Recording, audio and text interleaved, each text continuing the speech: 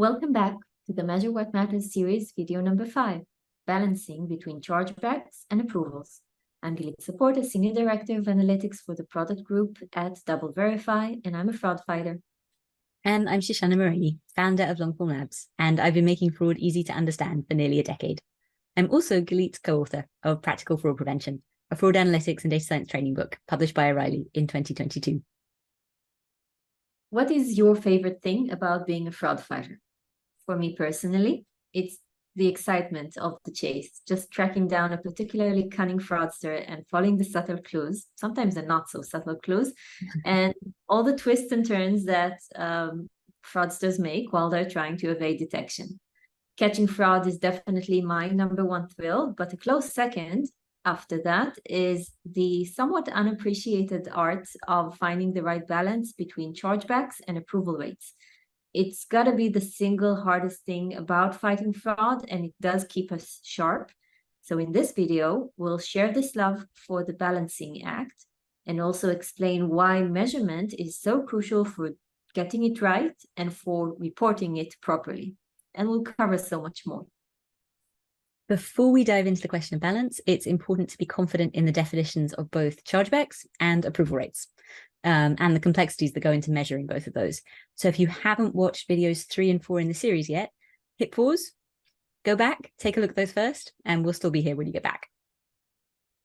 If you're ready to dive in, I would like to introduce this topic by talking about storytelling.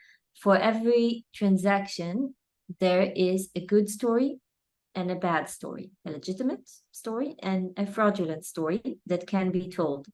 So here we have a user who is using an IP address in the US, shipping to an address nearby, and using an email address, including lots of numbers. So this kind of looks reasonable, but the email address is strange. So let's dig a little bit further. And now we see that the IP address is really a VPN, which is not an amazing sign, given that VPNs are often used to conceal location, and that's often a suspicious sign.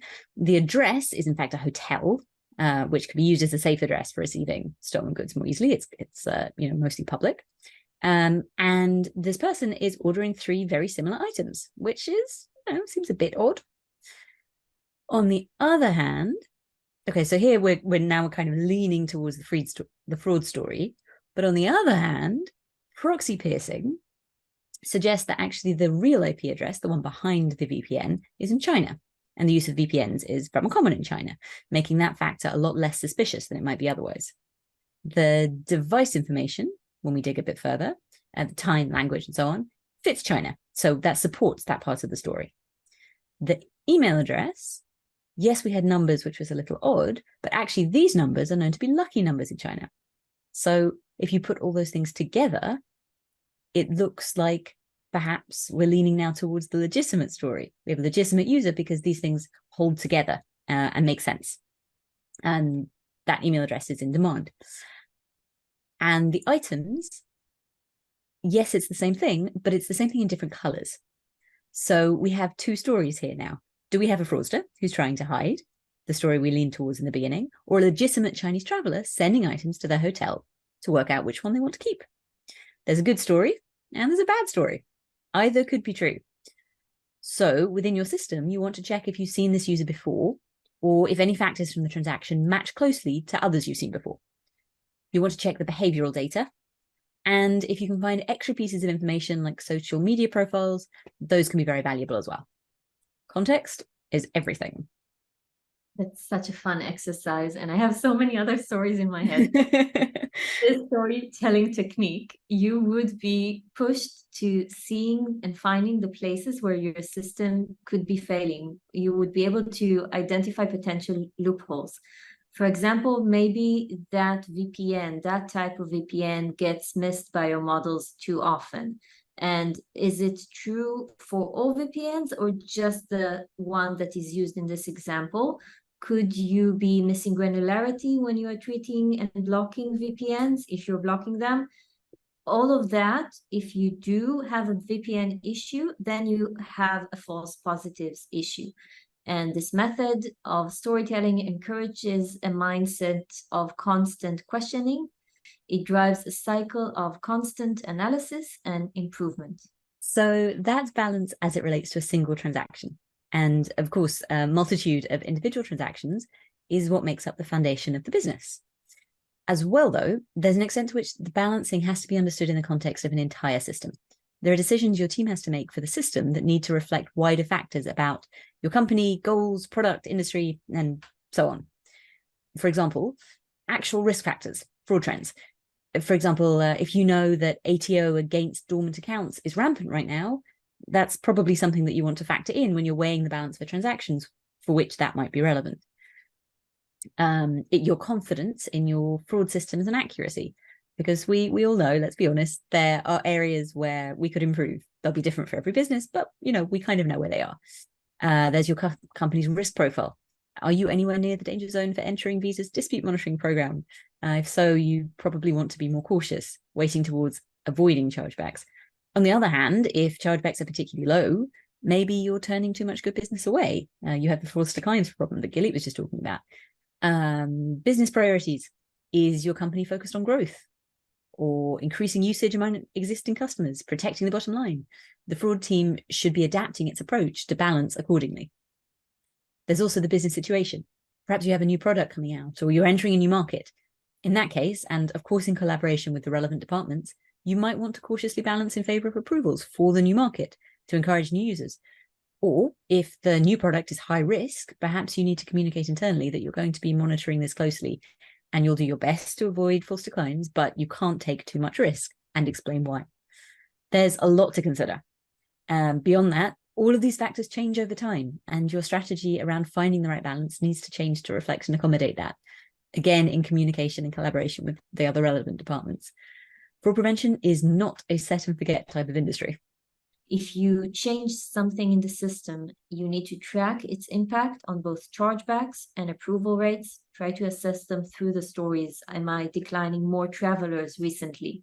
Rather than just saying I'm declining more risky transactions, think about the stories behind them. If you change how you weigh an attribute or a variable or a feature in your model, or if you add a new technology or treat specific markets differently, or work with the payments teams to drop a form field, then you need to be able to measure the impact both on fraud and on potential false declines, and see how it impacts that holy grail of the perfect balance. If you've been making changes to align with the company goals or development, then make sure that you communicate that internally and that you communicate the impact as well. Be proactive. Don't wait to be asked about it. You want to be able to shape the narrative. This leads me to the next point we want to make. Until now, we've focused on how the internal fraud team understands the question of balance, but that's not enough. The importance of balance and that dance of how to find it is something that you need to communicate to all stakeholders and leaderships. You might find that this takes a while, especially if you haven't invested in this previously. In fact, if this is new ground, you may want to develop a quick 10-minute presentation that you can give multiple times, which you can adapt to be part of your and to suit your audience's priorities. I really can't emphasize all of this enough, because I think people often don't feel that it's part of their job, and that leads to such a missed opportunity, because I have seen in so many different companies and industries and contexts the massive impact that doing this well has on how well the fraud team can do their job, because they get the respect and the interest and the buy-in and the resources to actually do it. It really, really works. And it works if you are not confrontational within the communications that you have with other departments. Yes, you want to stop fraud. Obviously, that's a priority. But framing your department's goal that way is very limiting. So really, in reality, what you're doing as part of the bigger picture is protecting the business. And everybody relates to that. So don't go into a meeting with a laundry list of fields you want to add to a checkout page or fields you want to add to the sign-up process. Avoid a mindset where your initial response to suggestions from other people about how to streamline a customer journey is just to say, no, that would be too difficult. That would make our job impossible. You want to protect the business. You want to protect against losing money to fraud, but also from losing money to false declines. The bottom line is that the business needs to make money, or nobody has a salary. You want to protect revenue, just like the rest of the company. Explain, educate, explore solutions collaboratively. Finding the right balance is not an internal matter for your team. Think of it as a constant journey, a quest that takes you all through your company, during which you make allies and gather resources to fight the foe together. Other departments are not the enemy. The fraudsters are always the shared enemy. So what do? Like Gilit said, be proactive about suggesting solutions as well as communicating what's going on. Areas where you can help boost approvals or improve customer experience without harming chargeback rates. This helps other departments. It makes their results better and makes their lives easier. And that gains you credit and trust for the future when you need it. But more than that, it helps you too, because the fraud department is also invested in maximizing approvals and great customer experience. To quote the wonderful Fraudology podcast, it's the good customers who pay your salary. The understanding of that balancing act for direct fraud fighting in terms of the company's need for protecting the business should not be something that only one person in the team understands. It's crucial context for every fraud fighter you have in your team, working out what needs improvement and what might be a target for creative experiment, how to make it all happen. It is really a team project to become part of the greater picture of the business. So before diving into the next video in the series, here's what we hope that you took away from this one. First, the balancing act between keeping chargebacks low and approval rates high is challenging, but fascinating, and actually has a lot of storytelling involved, not just crunching the numbers. It's a challenge that plays out on the level of both individual transactions and wider business goals and priorities.